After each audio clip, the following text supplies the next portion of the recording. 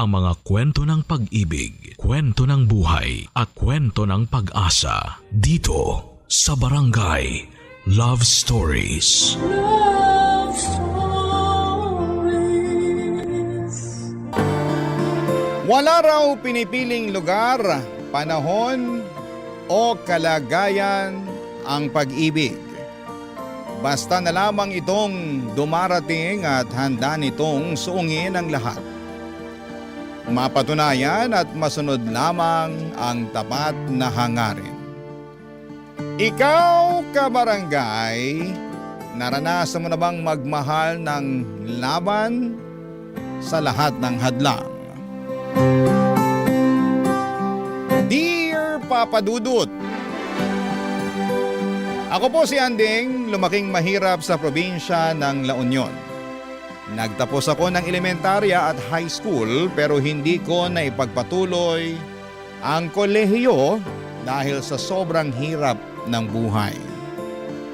Malinaw pa sa alaala ko ang mga panahong nag-aaral ako sa elementarya. Kahit may uniforme, halatang halata pa rin ang kahirapan namin. Luma ang suot ko, bigay lang ng naging amo ng mga magulang ko. Hindi rin ito na ipaayos sa mananahi kaya sobrang luwang. Kaya't nahihiya ko sa mga kaklase ko. Madalas pa nila akong pagtawanan dahil mukha raw akong naka-duster imbes na naka-uniforme. Sa mga panahong yon ay kinikimkim ko ang sakit ng loob kung bakit kailangan ganito ang buhay namin. Kahit simpleng lapis at papel ay hirap na hirap pa ring ibigay ng mga magulang ko. Ganon po kami kahirap, Papa Dudut. Siguro dahil na rin marami kaming magkakapatid. Ako ang panganay, wala ring kaalaman sa family planning sina nanay at tatay. Pero believe pa rin ako sa kanila. Kasi kahit salat kami ay pinilit nilang mapagtapos kami sa elementarya at high school. Ang sabi nila ay bahala na raw kami sa kolehiyo kasi alam nilang hindi na talaga kakayanin. Noong nakapagtapos ako ng high school ay agad akong namasukan bilang taga-bantay sa isang tindahan. Maliit lang ang sahod, halos walang naiipon. Pero nagpapasalamat na rin ako dahil may trabaho ako. Hindi ko maiwasang mainggit sa mga dating kaklase kong may kaya kasi nasa Maynila na sila para mag-aral ng kolehiyo. Ang iba naman ay nasa San Fernando City. Madalas kong isipin kung may sapat lang akong pera at talino, sana'y nakapag-aral din po ako. Pero sinampal ako ng realidad. Isa lang akong hampas lupa at nananatiling malaking panaginip para sa akin ang makatungtong sa kolehiyo. Isang araw may nag-alok sa akin na maging kasambahay. Pinsan siya ng amo ko kaya pumayag ang amo ko na iwan ko ang pagtitinda kung tatanggapin ko ang trabaho at saktong 18 years old na ako. Lumawas ako ng Maynila, Papa Dudut. Dala-dala ang pangarap ko na ito na ang panahon ay tutulong sa akin upang mag-iba ang buhay ko. Pagsusumikapan kong maging maayos na kasambahay para hindi ako mapagalitan ng amo ko. Doon ko nakilala ang anak ng bago kong amo na si Kevin, Papa Dudut.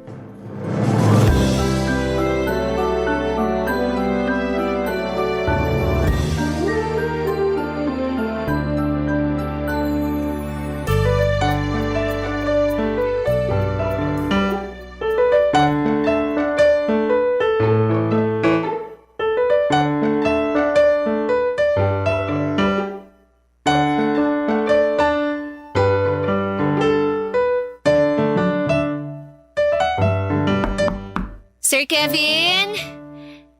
Sir Kevin, kumain na po kayo. Kanina pa po nakahanda yung pagkain nyo. Sir Kevin? Sir, gumising po muna kayo para makakain. Bilin po ng mami nyo na on time daw po kayo pakainin kahit walang pasok. Sir! Sir! Sorry. Medyo masama ang pakiramdam ko eh. Pwede bang dito na lang ako kakain sa room ko? Sige po sir, dadalhin ko na lang po. Ay, sir! Sir, okay lang po ba kayo? Masakit ang ulo ko. Ano nga ulit ang pangalan mo? Andeng po, Sir Kevin. Andeng, pasensya ka na ha. Pwede mo ba akong alalayan pabalik sa kama ko? Medyo nahihilo rin kasi ako eh. Sige po, sir. Ali po kayo. Ay, naku, sir. Sobrang init niyo po. Baka nasobrahan lang ako sa pag-gym. Akala ko kaya ng katawan ko eh. Naku, sir. Kailangan niyo pong uminom ng gamot. Tama, para humupa tong init ng katawan ko. Sir, saan po ang mga gamot niyo para sa lagnat? Meron ako sa drawer. Sige po, kukunin ko na. Naku, alin kaya rito? Nakita mo ba? Ito pong para sa lagnat. Oo. Sandali, sir ha. Baka kailangan niyo munang kumain. Pwede naman yung gamot na yan kahit walang laman ng tiyan ko. Sige po. Heto po. Salamat, Andeng. Naku, sir. Sobrang init niyo po talaga. Tawagan ko na ba ang mami niyo? Kasi binilin ka niya sa akin eh. Ito talagang si Mami. Ginawa na naman akong baby. Huwag mo nang tawagan. Nakainom naman na ako ng gamot. Pero hindi po biro yung init niyo, sir. Meron akong thermometer sa drawer din. Kukunan ko na lang ng temperature ang sarili ko. Sige po. Sandali kukunin ko.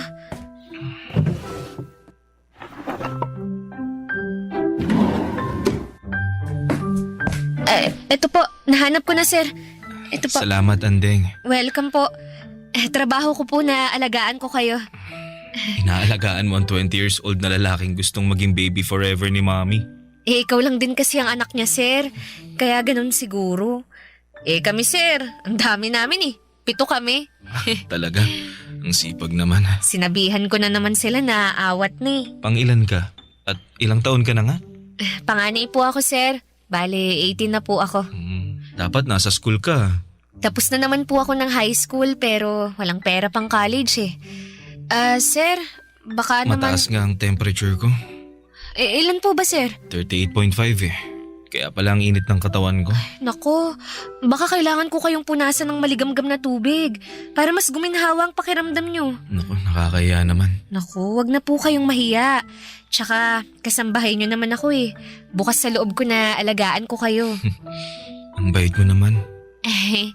Kukuha lang ako ng bimpo tsaka mag-iinit ng tubig. Meron ako sa mga gamit ko.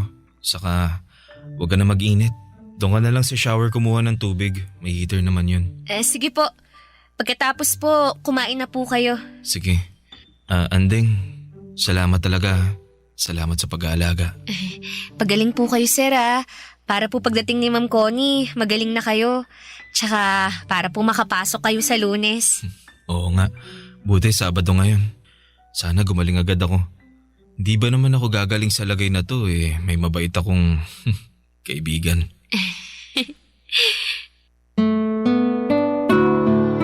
Papadudot, nakakaawa talaga kapag may sakit ang isang tao.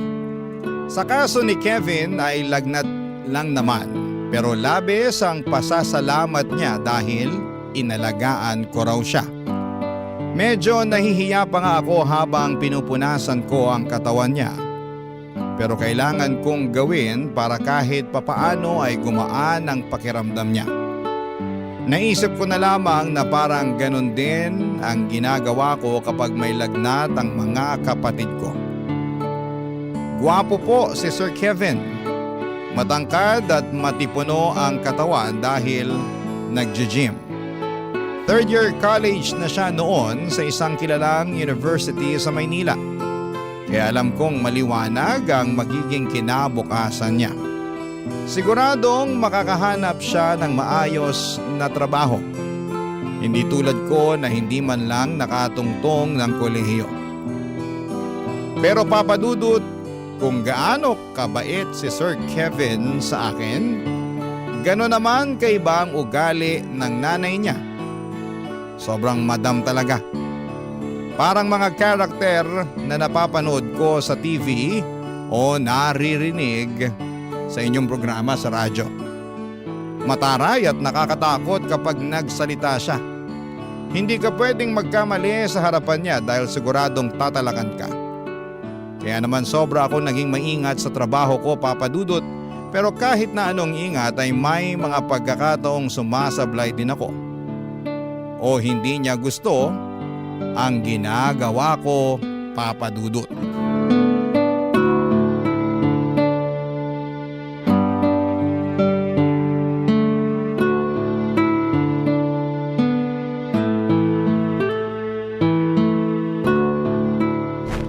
Ano tong nangyari sa kortina? Hindi ganito yon. Ma'am, sinunod ko lang po ang sabi niyo. Mali ang paglagay mo ng drapes. Hindi maayos. Tatanga-tanga. Nasaan na ba si Christina? Nasa palengke po, ma'am. Kapag hindi mo alam kung paano gawin, magtanong ka kay Christina. Opo, ma'am. Sorry po talaga. Aayusin ko na lang po. Hindi ka kasi nakikinig. Tapos sasabihin mong sinunod mo lang ang sinabi ko. Ako pa ngayon ang may kasalanan? Hindi po, ma'am. Wala po kayong kasalanan. Bakit ba kasi isang katulad mong pinadala sa akin? Para ako nagtitrain ng isang aso. Pasensya na po. Nakakairita yung pasensya mo ha. Gawin mo na lang kaya ng tama ang mga pinagagawa ko sa'yo. Pati ang pag-vacuum hindi mo pa rin kabisado. Ano ako? Teacher ng mga chimay? Ide-demonstrate ko isa-isa? Gamitin mo naman ang utak mo. Hindi ba sabi mo nakapagtapos ka ng high school? Opo, ma'am. Daig mo pang elementary. Ang tanga mo. At wag mong sabihing pati itong kape ko hindi mo pa rin maayos. Sinunod ko po yung sabi niyo. Nako, mukhang sablay na naman to. Ano to? Ma'am! Tanga! Tanga-tanga! Hindi ganito ang pagtitimpla ng kape. Wala ka nang ginawang matino, Andeng. Alam mo ba yon? Pasensya na po, ma'am. Pasensya na po. Gusto mo ba akong lasunin? Ma'am, hindi po. Ma, anong ginagawa mo kay Andeng?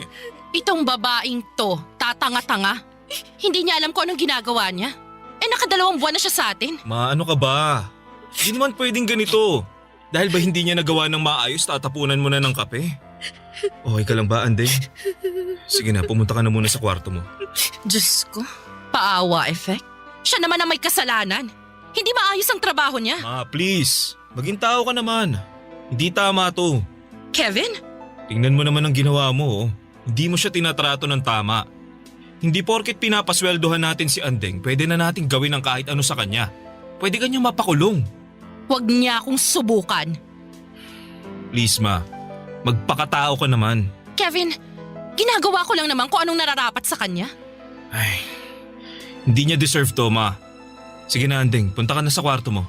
Linisin mo sarili mo, magpahinga ka na.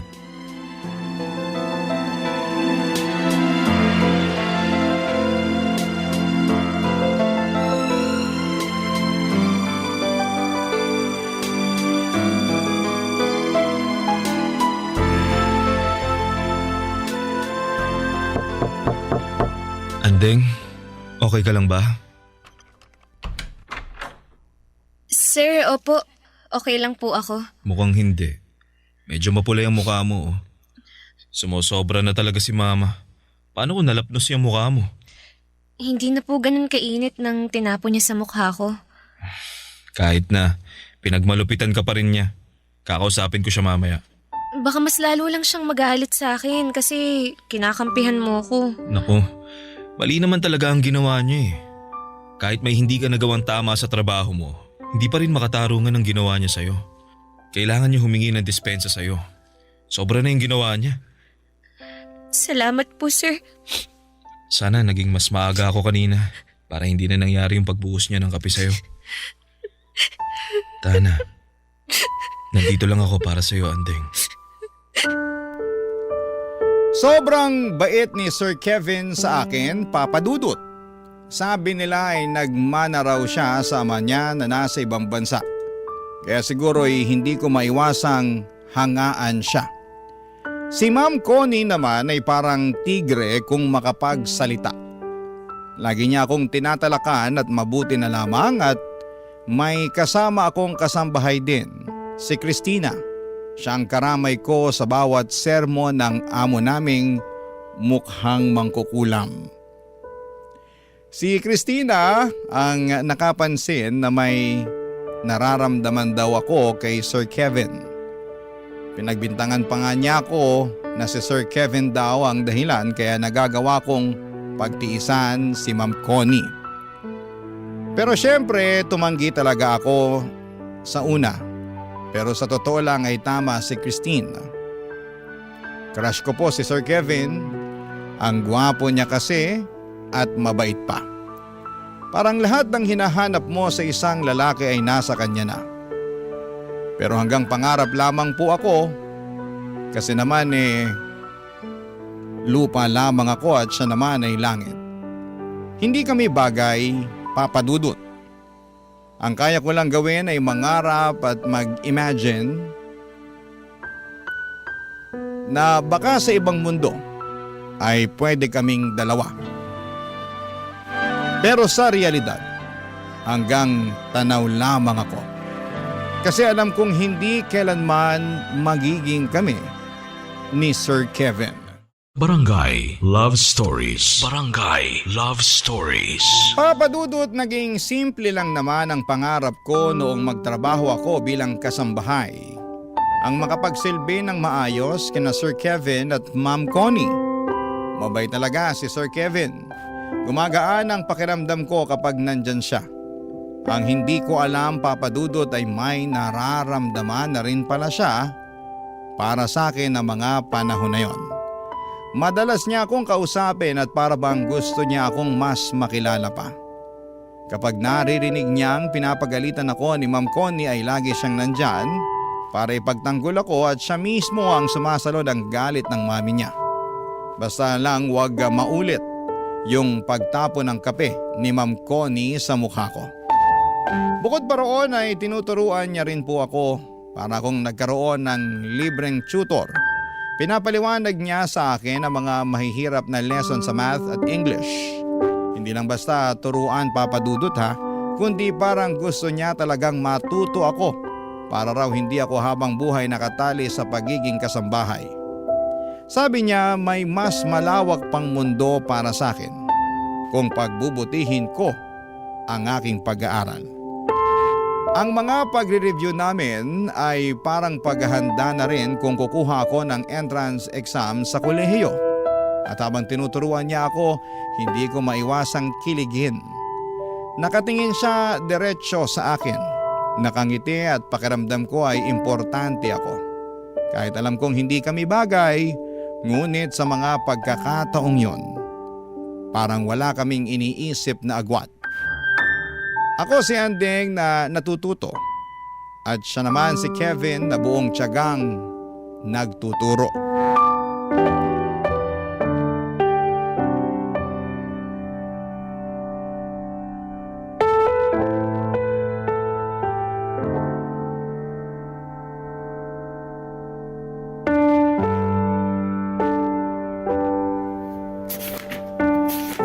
Oh, ayan.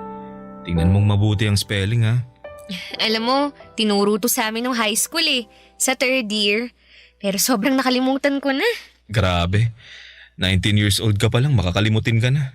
Hindi ko maintindihan nun Pero ngayon, naintindihan mo naman. Medyo.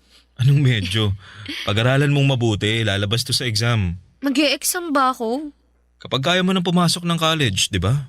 Nag-iipon ka naman. Saka kapag kulang talaga, lapitan mo lang ako. Tutulong ako, promise. Naku, ayokong mangutang. Wala akong pambayad. Yung kabaitan mo at kagandahan mo ang pambayad.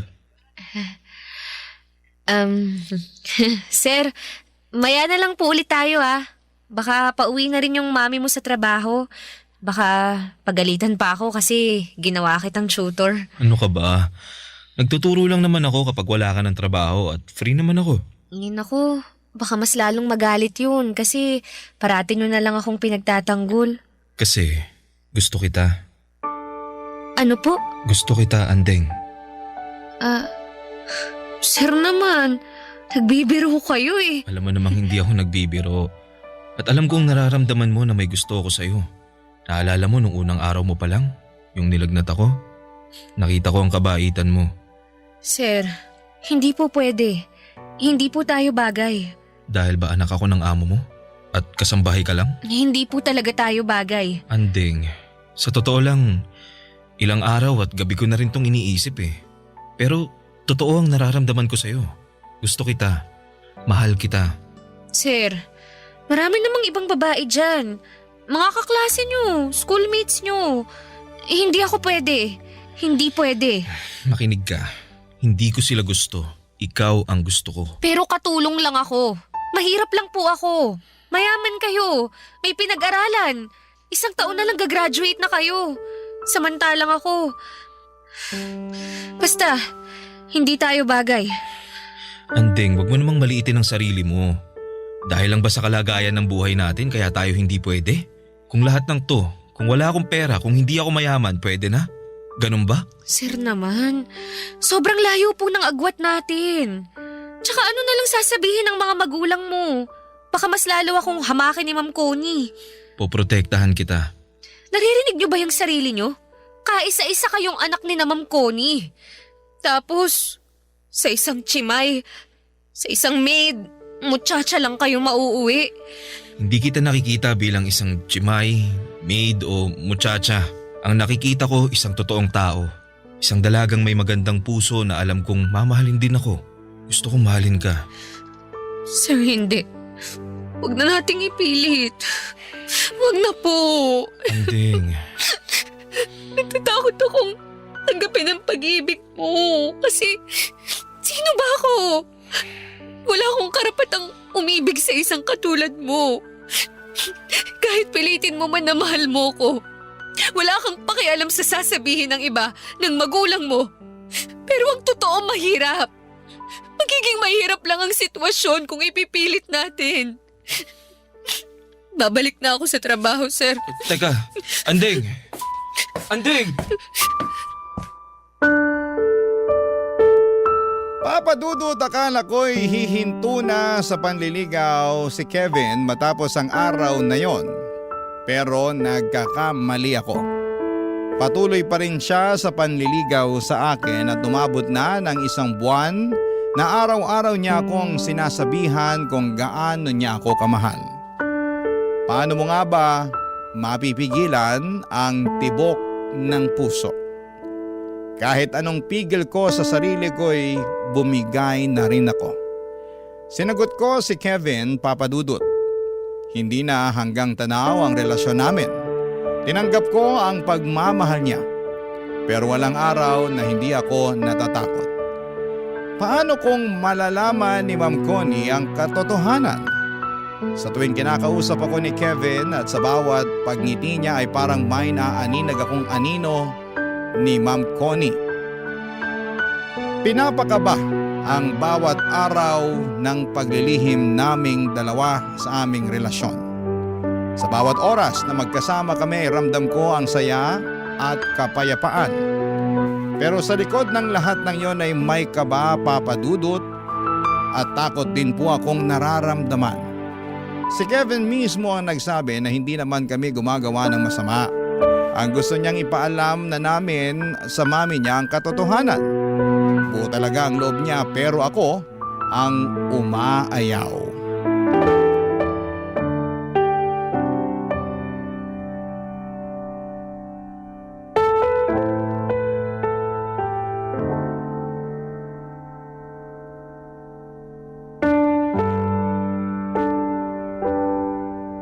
Dalawang buwan na nating nililihim sa kanila. Baka kailangan na talaga nating sabihin.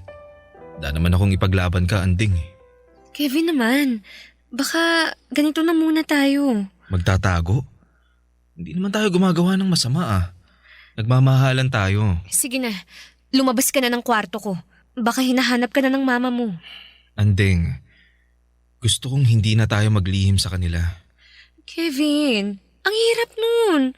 Kasi naman, kung ipagtatapat natin sa kanila, sa mama mo, ano na lang ang sasabihin niya sa akin? Malanding chimay na inaakit ang anak niya? Alam ko. Alam kong mahirap to. Pero nandito ako para ipagtanggol ka. Hindi mo ako inakit. Kusa kitang minahal. Mahal kita. Mahal din kita, pero... Anong naririnig kong mahal-mahal?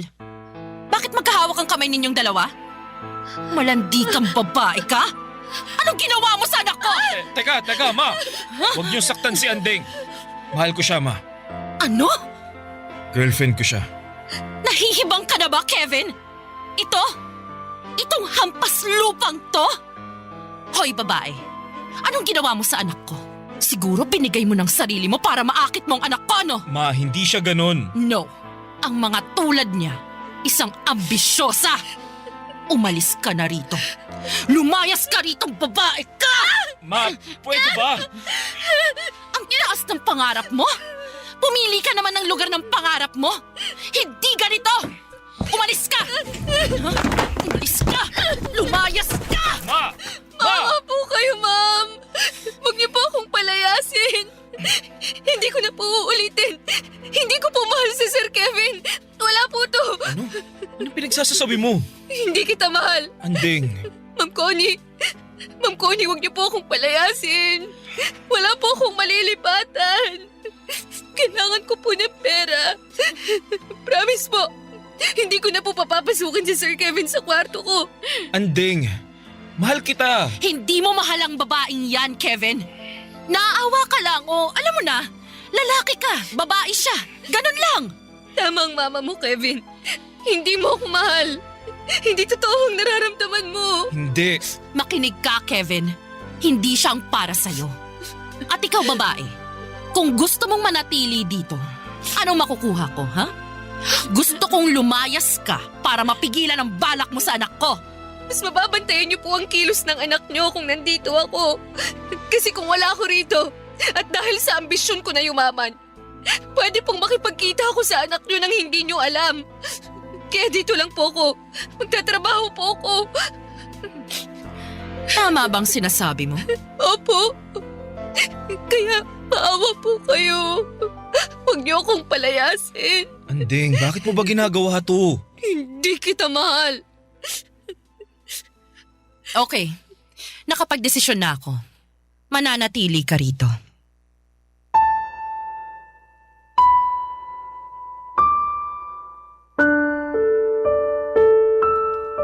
Sa sobrang takot ko ay halos gumuho ang mundo ko sa mga pinagsasabi ko. Nagmakaawa ako, Papa Dudut, at humingi ng tawad. Lumuhod ako sa harapan ni Ma'am Connie dahil ang totoo ay ayaw kong malayo kay Kevin at ayaw ko ring masira ang buhay niya. Mabuti na lamang at pumayag si Ma'am Connie. Hindi niya po ako pinalayas agad. Pero nagtakda siya ng mabigat na kondisyon. Pinayagan niya akong manatili hanggang sa katapusan ng taon pero may malinaw na utos. Hindi ko dapat nilalapitan o kinakausap si Kevin. At pagkatapos ng taon ay kailangan ko nang umalis at hindi na muling bumalik sa bahay nila. Siyempre hindi naman pumayag si Kevin, Papa Dudut. Sa harap mismo ng mami niya ay pinaglaban niya ang pagmamahala namin. Pero matigas si Ma'am Connie. Sino ba naman ako para maging girlfriend ng anak niya? Ang sakit, Papa Dudut. Nandun na ang taong mahal ko handang ipaglaban ako. Pero kailangan kong tanggapin ang realidad na pinagtagpo man kami pero hindi kami tinadhana.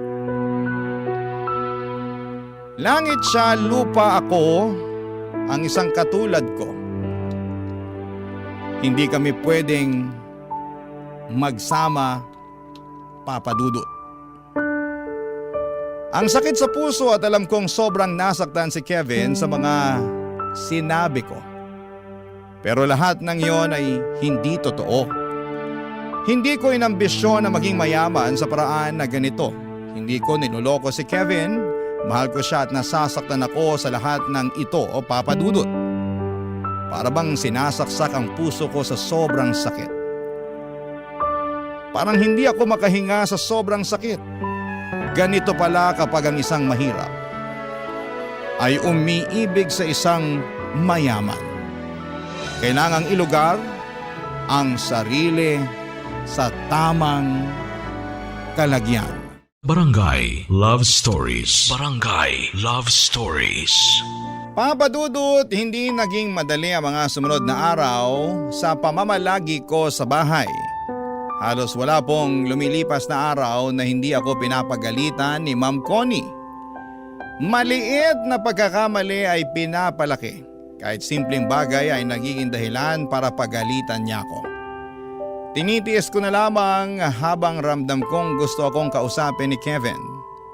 Lagi siyang naghahanap ng pagkakataon pero iniiwasan ko siya. Hindi dahil sa ayaw ko, kundi dahil natatakot akong lalong magalit ang mami niya. Ang sakit sa pakiramdam na naroon lamang siya, pero kailangan kong umiwas. At para bang tinutusok ang puso ko tuwing nagtatama ang mga mata namin, Papa Dudut. Mahirap magpigil. Mahal ko po si Kevin at alam kong mahal niya rin ako. Pero araw-araw ay pinapaalala ng sitwasyon na hindi sapat ang pagmamahal kapag hadlang ang pagkakaiba ng estado sa buhay.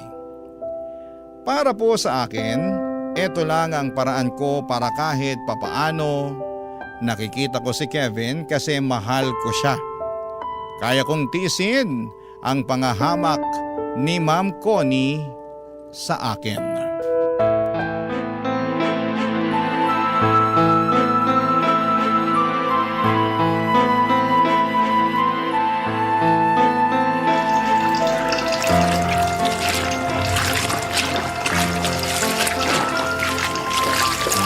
Andeng, kinakalaban mo ba ako ng palihim?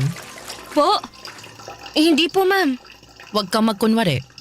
Alam mo naman na maselan ako sa mga kurtina ko, di ba? Bakit may mancha yung sa kwarto namin? Bakit hindi maayos ang pagkakalaba? Ma'am, maayos po ang pagkakalaba ko noon. Hinandwash ko pa nga po kasi alam kong gusto nyo ng ganun eh. Pero hindi mo inayos. Yan ang totoo. Kunwari ka pa. Ma'am, inayos ko po talaga. Tigilan mo nga yung kaiiyak mo. Wala dito ang anak ko. Walang maaawa sa'yo. Walang magtatanggol sa'yo na para bang akong pinapalabas mong kontrabida sa buhay mo. Ma'am, ang gusto ko lang po, maging maayos ang trabaho ko rito. Kaya po, inayos ko po talaga. Kung gusto niyo po, lalaban ko na lang po ulit. Hoy, ikaw. Kung ano man ang binabalak mo sa anak ko, tigilan mo. Wala po. Wala po akong binabalak sa kanya. Kaya nga po nandito ako para makita niyong wala akong balak sa anak niyo eh. Hindi ko po siya kinakausap. Umiiwas po ako. Sinungaling. Teka, naisip ko lang. Siguro ikaw rin yung nagnakaw ng pera ko na naiwan ko sa bulsa nung nakarang araw, no? Matapos mong labhan, wala kang sinole. Po? Ma'am, wala po akong perang nakita. Hindi po ako magnanakaw. Talaga lang? Ang sinungaling ay kapatid ng magnanakaw? Siguro pinadala mo na sa mga magulang mo yung ninakaw mo. Hindi ka na nahiya? Ma'am, hindi ko po gawain ng magnakaw. Sinungaling? Ha? Tama na po, ma'am. Ang iya ka talagang babae ka! Masama kang tao! Wala po akong ninakaw. Wala po. Ikaw, wag na wag mong sasabihin sa anak ko na sinaktan kita ha. Kung hindi malilintikan ka sa akin. Tigilan mo yung paawa effect mo na yan. Kung hindi ako makakatiis, papaalisin na kita. Opo, hindi po ako magsusumbong. Kasi kung magsusumbong ka, isusuplong din kita sa pulis dahil ninakawan mo kami. Naiintindihan mo ba? Opo. Paano mo kaya inakit ang anak ko? Ibang klase ka talaga, no? Akala mo dahil ang sipag-sipag mo kunwari ay matutuwa akong ikaw ang mapapangasawa ng anak ko. Nagpapatawa ka ba? O iniinis mo ko? Sinabi ko naman po sa inyo na wala na po akong balak sa anak niyo. Ah, so may balak ka dati. Tapos noong nalaman kong totoo at muntik kitang kalad ka rin sa labas, ay nag-iba ang ihip ng hangin. Wala ka ng balak. Ganon ba? Magsalita ka! Umayos ka. Dumating ng anak ko. Umayos ka! Pahiran mo yung mga luha mo. Hindi niya pwedeng mahalatang umiyak ka. Opo. Huwag mo akong subukan, Andeng. Masisira ang buhay mo. Opo, Ma'am Connie. Umayos ka.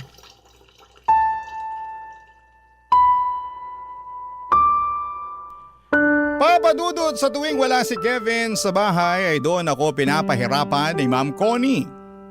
Para bang sinisigurado niyang mararamdaman ko ang galit niya. Pinapagawa niya ang mga trabaho sa akin ng doble-doble. Maglinis ng buong bahay kahit kakatapos ko lang. At may pagkakataon na pinapaulit sa akin ang labahan kahit kakatuyo pa lamang ng sinampay. At madalas din akong pinapahiya ni Ma'am Connie sa harapan ng ibang mga tao, Papadudot. Binabaliktad ang mga pangyayari para palabasing ako ang may kasalanan. Pero tiniis ko ang lahat ng yon. Hindi ko sinasabi kay Kevin kasi ayaw kong magkaroon ng lamat ang relasyon nila ng mami niya. Ayokong maging dahilan ng pagtatalo nilang mag-ina. Mahal ko po si Kevin, Papadudot, at yon ang dahilan kung bakit ako nananatili kahit na hirap na ako. Sa bawat araw na nagdadaan, ang parusa na ibinibigay sa akin ay lalong tumitindi. Pinipikit ko na lamang ang mga mata ko at iniisip na kaunting tiis na lamang at lilipas din ang lahat. Kasi kapag nawala ako sa bahay na yon ay tuluyan na ring mawawala ang pagkakataong kong makita at makasama si Kevin. Pero sa totoo lang, Papadudot, unti-unti nang bumibigat ang dibdib ko. Hirap na ako. At sa mga araw na yon ay hindi ko alam kung hanggang kailan ko kakayanin ang lahat ng ito.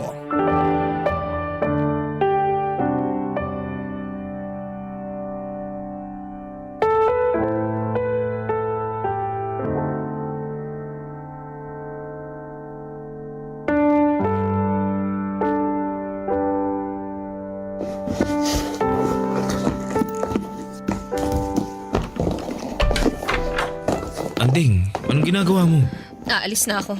Ibig sabihin, iiwan mo na ako? Sana noon ko pa ginawa to eh. Anding, alam kong nagsinungaling ka lang kay mama na hindi mo ako mahal. Dahil ramdam kong gusto mong manatili sa bahay kasi ayaw mong malayo ako sa'yo. Ayaw mong masira din ang buhay ko. Gusto mong makatapos ako ng college. Alam ko yun. Hindi kita mahal. Kaya aalis na ako para matahimik ang lahat. Ang gusto ko lang, magkaroon ng trabaho. May maipadala akong pera sa pamilya ko. Mahal kita, Anding.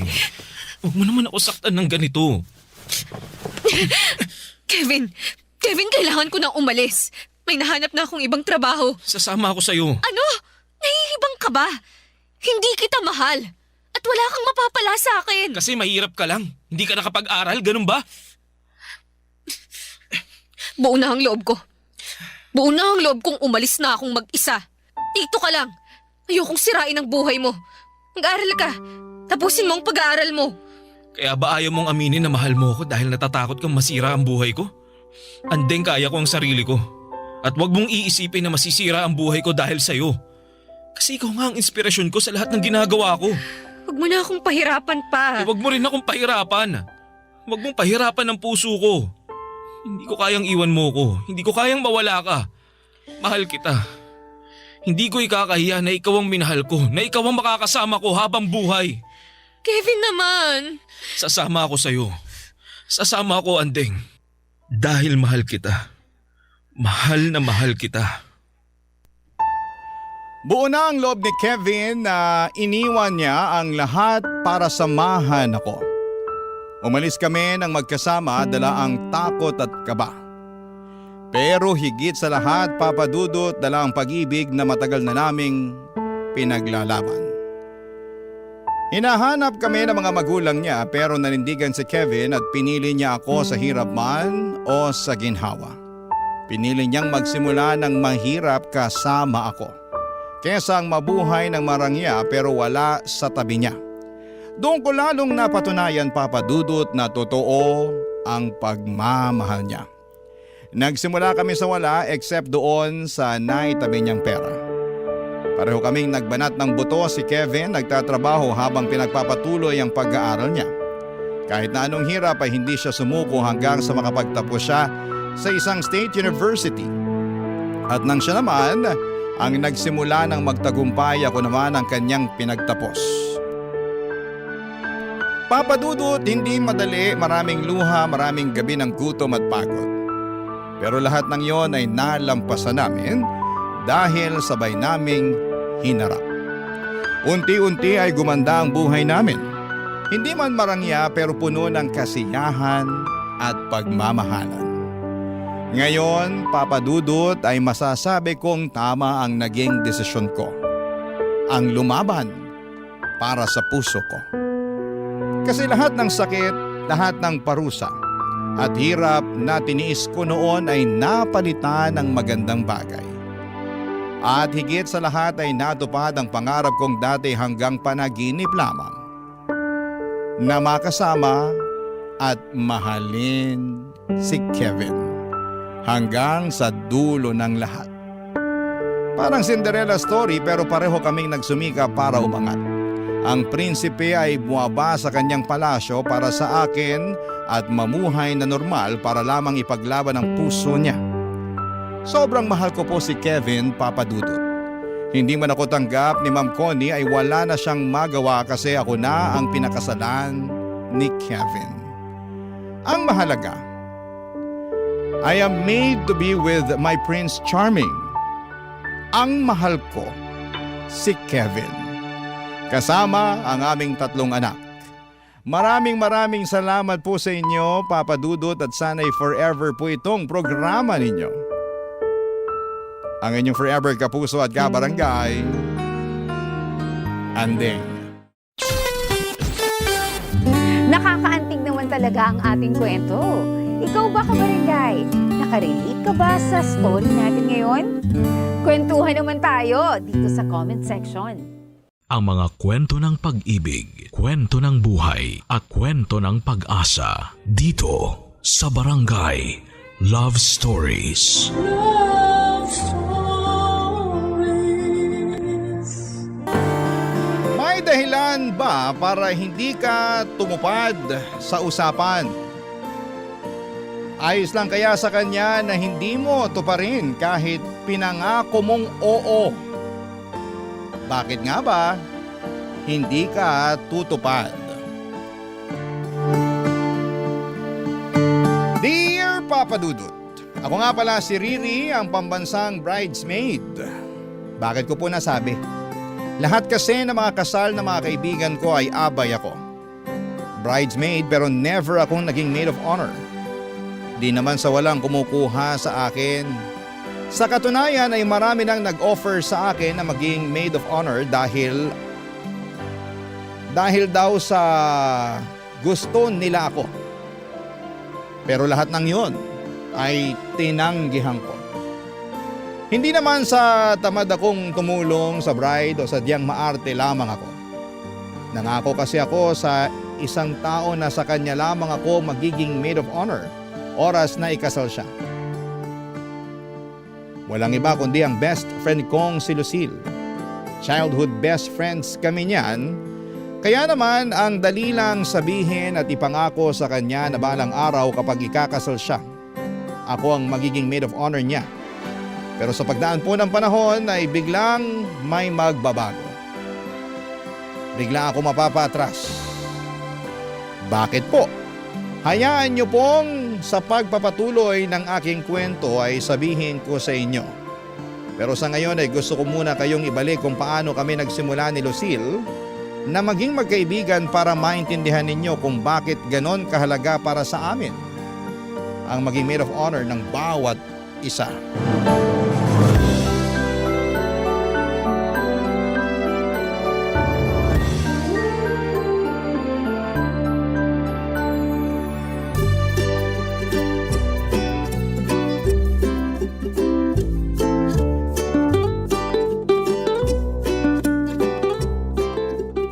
Kailan kaya tayo kakasal? Yan na kagad ang iniisip mo, wala ka pang ang jowa. Palibhasa ikaw meron na, kaya ka mayabang dyan. Darating din yung sayo. Huwag ka lang masyadong choosy kasi. Binabaan ko na nga standards ko eh. Kumpara nung bata pa lang tayo. Grabe sobrang unrealistic ng listahan ng mga gusto ko sa lalaki. Naalala ko noon, sabi mo, dapat 'di ba 5'9" ang height ng magiging karelasyon mo. Ngayon basta may height pwede na. Dati rin sabi mo, kailangan may sasakyan na magiging jowa mo. Ngayon kahit lakad lang kasama siya masaya na ako. O kaya hatid niya ako sa paradahan ng tricycle. Gusto mo rin dapat maporma, yung laging sunod sa uso ang damit. Pero ngayon kahit ano na ang damit niya basta malinis at mabango siya. Good hygiene is a must. Dati sabi mo kapag… Alam mo girl, ganito na lang. Basta humihingang lalaki, okay na ako. Darating din yan. Sana nga.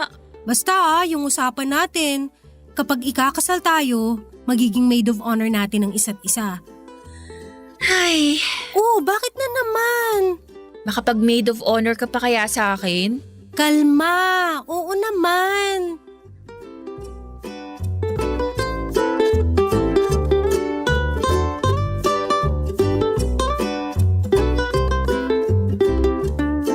Paano nga ba nagsimula ang pangako namin sa isa't isa? Kapag kinasal kami ay magiging maid of honor namin ang bawat isa. Ganito kasi yon, Papa Dudut.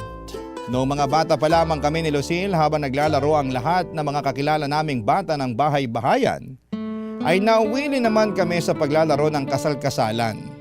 Kahit kaming dalawa lamang at ang groom namin. Yung malalaking stuffed toy po ni Lucille yun. Lalagyan lang namin ng ribbon ang leeg na mga yon at kunwari ay groom na namin sila. Kami naman ay maglalagay kami ng punda ng unan sa ulo para kunwari yun ang belo namin. May bestida din kaming mahaba na tinatakas namin sa tukador ng nanay ni Lucille kapag umaalis ito para kunwari ay iyon ang gown namin. Yung heels naman ay galing sa ate kong nagtatrabaho sa bangko. Yun ang sinusuot namin para makapag-practice na kami kung paano maglakad sa aisle ng naka-heels dahil alam namin kailangan naming isuot yon kapag ikakasal kami. Madalas yung bulaklak na peke sa flower vase namin ang kinukuha ko para gawing bouquet at ang mga pintas or pinitas na dahon ng malunggay sa kapitbahay ang ginagawa naming pantapon sa isa't isa tulad ng ginagawa ng mga flower girls.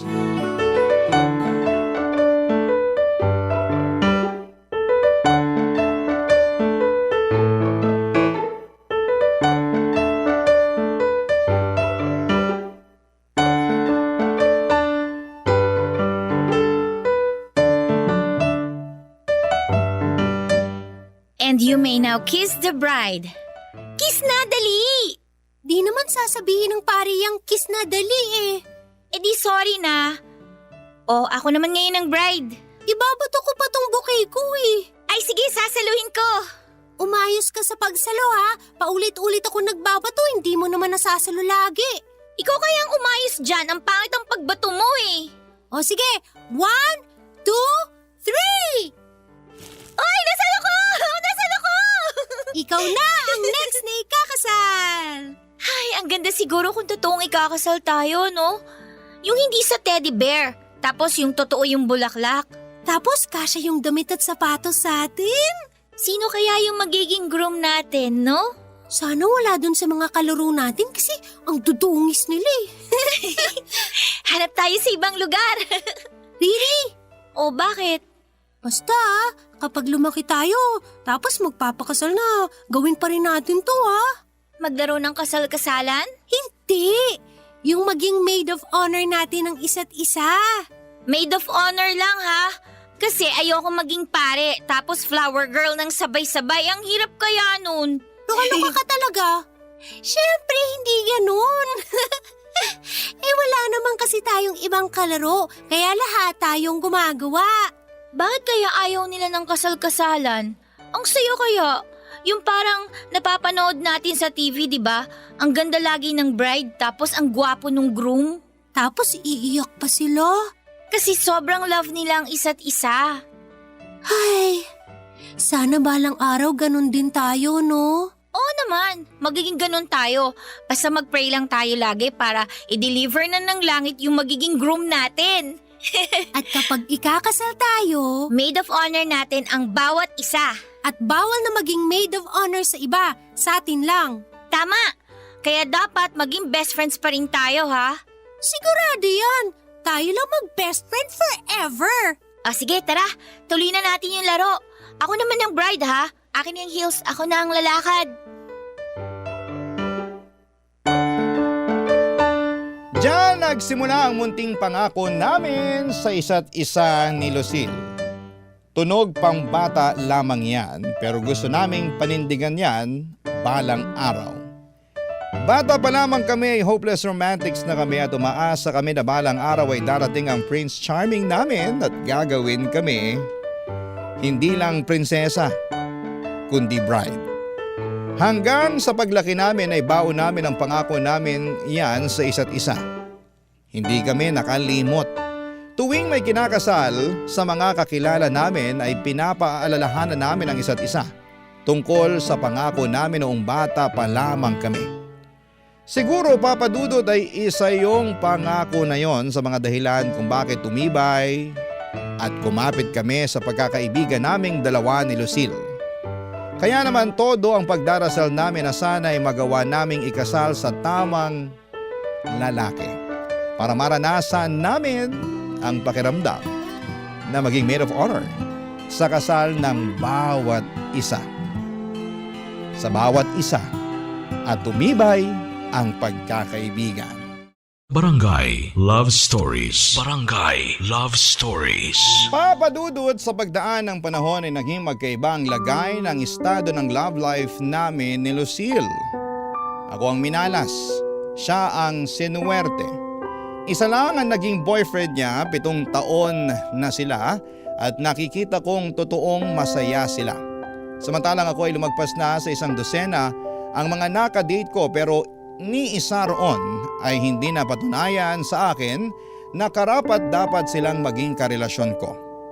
Sobrang nawawala na ako ng pag-asa na mahahanap ko pa yung lalaking para sa akin. 1 taon na lang at magti-30 na ako. Kinasal na halos lahat ng mga kakilala ko at partida pa dahil mas bata pa ang mga yon kumpara sa akin. Madalas na akong tinutokso ng mga kakilala ko lalo na ng pamilya ko.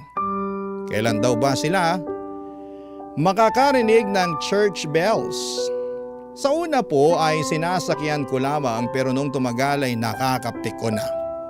At kapag masyado na akong nape-pressure tungkol dito ay isa lang ang nilalapitan ko.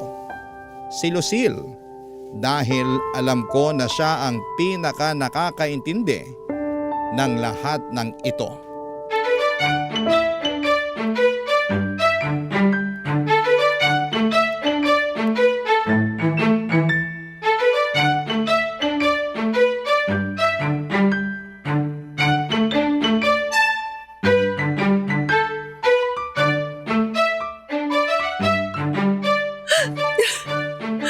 Ano pa bang kulang, Lucille? Pangit ba ako? Hindi. Mas maganda naman ako sa iba pero bakit mas nauna pa silang ikasal kesa sa akin? Yan na naman tayo eh. Ano pa bang makeup ang kailangan kong gamitin at pag-aralan para lapitan ako ng the one ko? May problema ba sa pananalita ko, sa katawan ko, sa mga paniniwala ko? Wala ka nang kailangan tanggalin, dagdagan o iwasan. Perfect ka na sa lagay mong yan. Sadyang na traffic lang yung magiging groom mo. Kapit lang, parating na yun. Siguro, need ko magpalaki ng dibdib. Madadaan kaya to sa gym? Yun lang ang afford ko eh. Mas malaki nga yung dibdib mo kaysa sa akin eh. Ano ka ba? Mas malaki nga dibdib ko sa'yo pero sino may jowa? Tigilan mo na yan, please. Huwag mo nang palungkutin ang sarili mo. Pati ako nalulungkot na rin eh. Kailan ko may susuot yung pangarap kong gown? Paano kung isang araw di nakasya yun sa akin, di na bagay o di na uso, anong gagawin ko? Makakapagsuot pa rin ng gown, ano ka ba? Kailan? Ang malabo na yung sinasabi mo. Tingnan mo, magti-30 na ako pero puro pantalon pa rin ang suot ko. Gusto ko na mag-heels, gusto ko na magbelo, gusto ko nang humawak ng bouquet at iba to tulad ng mga bata pa tayo.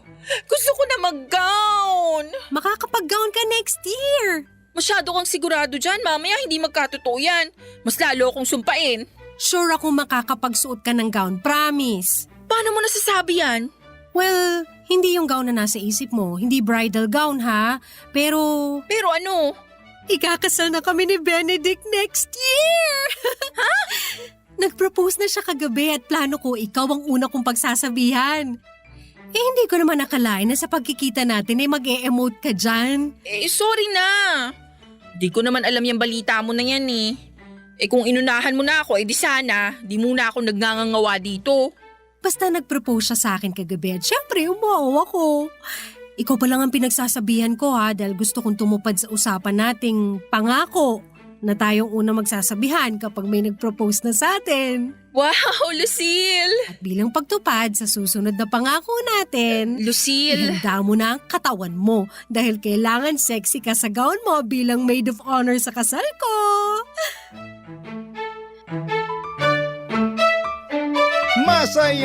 Masaya ako para kay Lucille nang binalita nito sa akin ang tungkol sa nalalapit niyang kasal. Siyang unang ikakasal sa amin, oo, nakaramdam ako ng kaunting inggit. Pero mas nang ibabaw ang kasiyahan. Pero nung inopen up nito ang tungkol sa pangako kong pagiging maid of honor, para sa kanya ay bigla akong nag-alangan. Gusto kong tumanggi pero hindi ako nabigyan ng pagkakataon dahil alam kong inaasahan niya na tuloy na ang pagiging maid of honor ko sa kanya dahil yun naman ang pinangako namin sa isa't isa noong bata pa kami, hindi ba?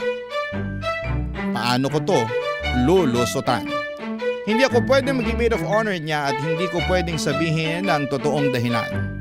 Kaya naman nung nagkita ulit kami after ilang araw ay nilatag ko sa kanya ang mga naisip kong dahilan kung bakit hindi na ako tutupad sa pagiging maid of honor sa kasal niya, Papa Dudut.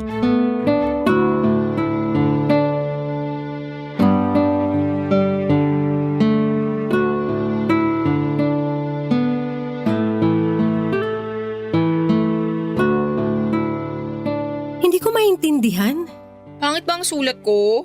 Hindi ko maintindihan kung bakit may listahan ka ng mga dahilan kung bakit hindi kita pwedeng maging maid of honor sa kasal ko. Iyan na nga. Pag may di ka naintindihang dahilan dyan, sabihin mo sa akin, i-explain ko ng mas maayos. Gets ko isa-isa, pero hindi ko mag-gets kung bakit. Siguro hindi mo maintindihan dyan yung number 4. Yung di ako pwedeng maging maid of honor mo kasi di ako pwedeng magstay ng late. Kasi ganito yan. Alam ko na pangarap mong wedding panggabi talaga. Kasi hindi ka morning person, di ba? Siyempre, isipin mo baka alas 11 na ng gabi matapos yung kasal mo. Dapat mga ganung oras tulog na ako. Riri, ano ba namang... Kung titignan mo pa yung number 5 na rason ko, konektado dyan sa number 4 eh. Di ako pwedeng magpuyat, sabi ng doktor ko, dahil mabilis bumaba yung dugo ko. Kaya hindi ako pwedeng umattend ng night wedding mo kasi alam mo na, puyat. Riri, ano ba? Oh, ba't ka sumisigaw? Nag-i-explain lang naman ako sa'yo ah. Ano bang dapat mong i-explain? Kung bakit hindi ako pwedeng maging maid of honor mo. Labo naman ito. Ikaw ang malabo. Bakit biglang hindi ka na pwedeng maging maid of honor ko? Alam mo, mas malabo ka. Ayan na nga yung listahan no, naka-enumerate na dyan lahat ng dahilan kung bakit hindi ako pwedeng maging maid of honor mo eh. Pinakamalabo ka sa lahat. Asan na yung pangako natin sa isa't isa? Na kapag ikakasal tayo, magiging maid of honor natin ng bawat isa. Asan na yun? Kasi Lucille, pangakong bata lang naman yun eh. Alam mo na, kapag lumalaki, tumatanda tayo, maraming nagbabago. Pero hindi yung pangako nating yun. Yun nga ang naging pundasyon kung bakit hanggang ngayon ang tibay ng friendship natin eh. Tapos bigla kang magdadahilan na hindi ka pwede? At talagang gumawa ka pa ng listahan ng mga dahilan mo para makumbinsi akong huwag kang gawing maid of honor? Basahin mo muna kasi isa-isa para maintindihan mo kung bakit ayoko. At kung bakit hindi ako pwedeng maging maid of honor mo. O wag mo namang lukutin yung papel. Pinaghirapan kong isulat yan eh. Bakit? Yung pagkakaibigan natin, hindi ba natin pinaghirapan yon? Konekta ba naman sa papel yung friendship natin? Pwede bang huwag kang mamiloso po dyan? Alam ko kung anong ibig kong sabihin. Lucille kasi… Walang kasi-kasi. Tumupad ka sa usapan. Hindi nga pwede. Nakita mo naman yung mga dahilan ko eh. Wala akong pakialam sa mga dahilan mo. Tumupad ka sa usapan.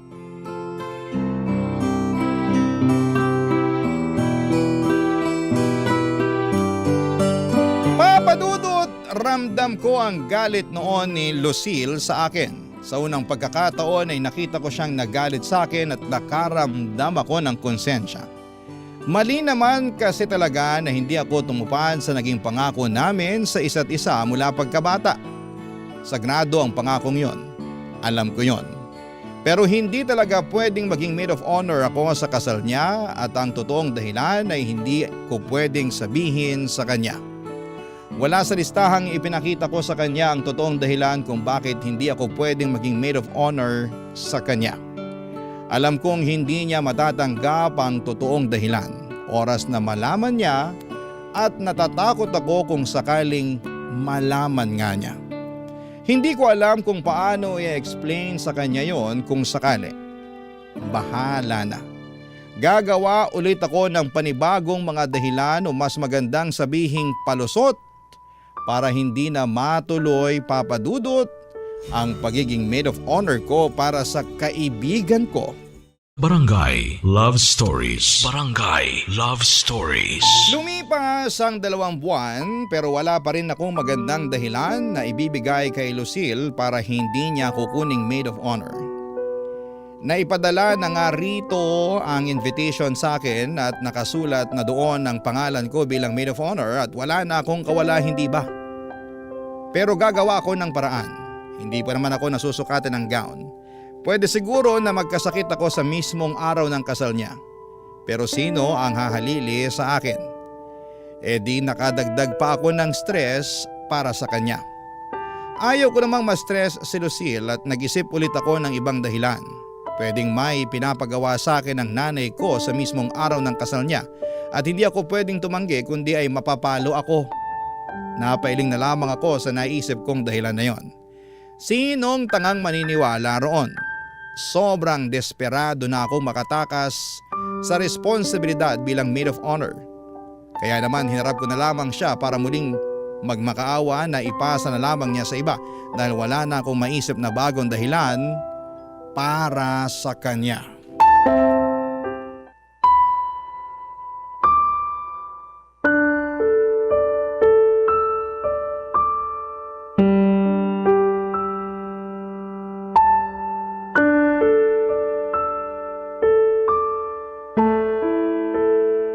Kanina pa ako tumatawag sa'yo, hindi mo sinasagot. Busy ako. Pero nakapag-post ka ng kung ano-ano sa Facebook. Wala kang pake. Oh, bakit ganyan ka? Hindi mo alam kung bakit? Yung dahil sa pagtanggi kong maging maid of honor mo. Bakit meron pa bang iba? Lucille, hindi mo kasi maintindihan eh. Alam mo, gusto kitang maintindihan kung bakit ayaw mo pero lahat ng binigay mong rason walang sense. Anong walang sense? Grabe ka naman. Alam mong walang sense lahat ng mga pinagsasabi mong dahilan sa akin. Ngayon mo sabihin sa akin yung totoo. Bakit? Ayaw ni Mama na maging maid of honor ako sa'yo. Riri, ano ba? Lucille, kasi…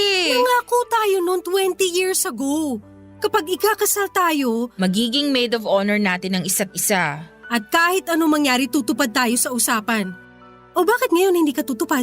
Lucille, ang hirap sabihin eh. Mas mahirap pa kaysa sa panindigan ng pagkakaibigan natin? Hindi naman sa ganun. Sa ayaw at sa gusto mo, tutupad ka sa usapan. Kasi ako kahit ano pang mangyari sisiguraduhin kong magiging maid of honor mo ako sa kasal mo. At paano ka nakakasigurong ikakasal pa ako? Kasi pinagdarasal ko yan gabi-gabi. Ipinagdarasal ko na sana makilala mo na siya para hindi ka na umiiyak. Hindi ka na malungkot. Hindi ako naging maramot sa'yo sa dasal, Riri. At sana naman sa pinakamasayang araw ng buhay ko, hindi ka rin maging maramot sa pagtupad ng pangako mo.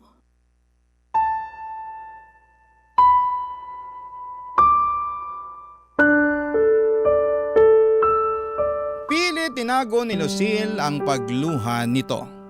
Pinalis na ako nito at sinabing saka na ulit kaming mag-usap.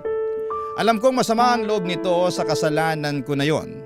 Naintindihan ko kung bakit siya ganon. Hindi yon basta-basta pagtatampo lamang at malaking bagay sa kanya ang naging pangako namin sa bawat isa. Umuwi ako ng bahay at humiga sa kama. Wala akong gustong harapin kundi ang sarili ko. Paano ko sasabihin sa kanya ang katotohanan kung bakit ayokong maging maid of honor sa kanyang kasal?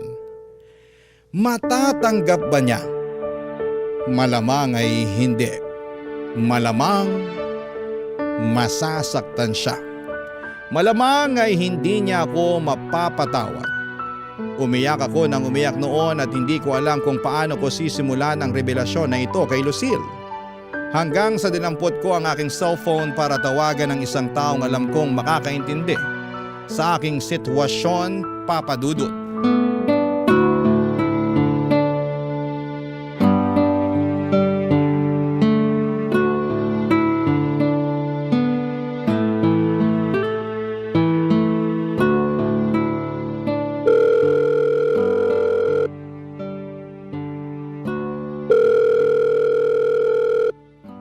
Hello? Hello, Benedict. Oh, Riri, bakit? Paano? Anong paano? Paano ko makukumbinsi si Lucille na wag akong gawing maid of honor niya? Hindi pa rin ba niya kinakagat lahat ng mga sinabi mo? Hindi eh. Lalo pa siyang nagalit kasi nagmumukha na akong desperada. Kakapilit ng mga rason ko. Eh bakit kasi ayaw mo na lang ituloy ang pagme-maid of honor sa kasal namin? Alam mong hindi pwede. Hindi pwede dahil… Dahil sa atin. Ay… Di naman niya malalaman ang tungkol sa atin, Riri, kung di tayo magsasalita. Di mo kasi maintindihan eh. Naiintindihan ko. Nakokonsensya ka dahil sa nangyari sa ating dalawa pero isang beses lang yun. Lasing ka nun at lalaki ako. Kaya nag-take advantage ka sa pagiging lasing at marupok ko? Kaya tinanggal mo ang damit ko't gumawa ka ng paraan para may mangyari sa ating dalawa? Akala ko kasi gusto mo rin eh. Gusto ko yon? Benedict, lasing ako nun. Wala akong laban sa'yo. Tapos na yun. Nakokonsensya rin naman ako eh. Di na yun mauulit pa. Alam nating pareho yun. Oo, hindi na mauulit yon. Pero paulit-ulit na naglalaro sa utak ko ang gabing yon. Nagtaksil tayong pareho kay Lucille. Anong balak mong gawin? Magsusumbong ka ba sa kanya? Sige, gawin mo yan para kamuhian ka niya. Bakit ako lang? Ikaw nga tong may kasalanan ng lahat eh. Pero ikaw ang best friend niya. Kilala mo si Lucille. Mas may tiwala pa siya sa'yo kaysa sa magulang niya. Oras na sabihin mo sa kanya ang nangyari sa atin. Sa tingin mo ba mapapatawad ka pa niya? Pakahayop mo talaga. Sinasabi ko lang kung ano ang dapat mong asahan. Isang araw lang na magme-maid of honor ka. Isang araw na pagpapanggap. Ano bang mahirap gawin dun? Next year pa naman yun eh. May oras pa para mabawasan yung nararamdaman mong konsensya. Oo, next year pa yon. Pero sa tingin mo, magkakasya pa ako sa gown na isusuot ko? Eh di wag ka magpataba. Buntis ako, Benedict. At ikaw ang ama.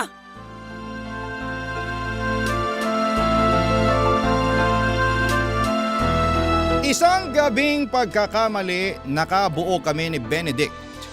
Ito ang totoong dahilan kung bakit ayokong maging parte ng kasal ni Lucille dahil hindi ko alam kung paano ko kakayaning maglakad papunta sa altar habang bitbit ang isang sekreto na alam kong dudurog sa kanya.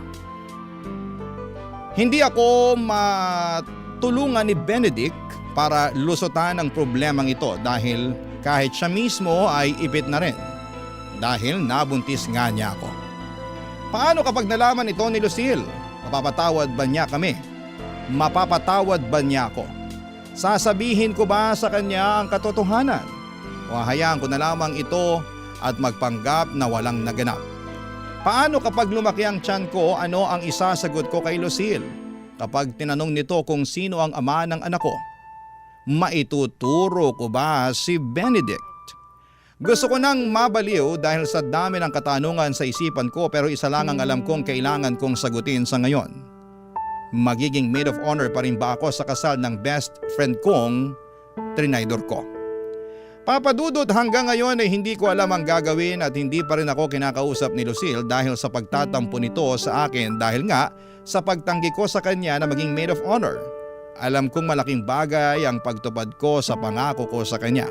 Noong bata pa lamang kami pero malaking bagay din ang nararamdaman kong konsensya. At alam kong baka ito ang maging dahilan para mas lalo kong hindi magampanan ng maayos ang pagiging maid of honor ko sa kanya. Sana po ay magawa ninyong matulungan ako kung ano nga ba ang dapat kong gawin sa problema kong ito. Maraming salamat po sa pagbasa at pag-unawa. Ako ang inyong kapuso at kabarangay forever, Riri. Ano ang masasabi mo sa ating Barangay Love Stories today? Aabangan namin yan sa aming comment section.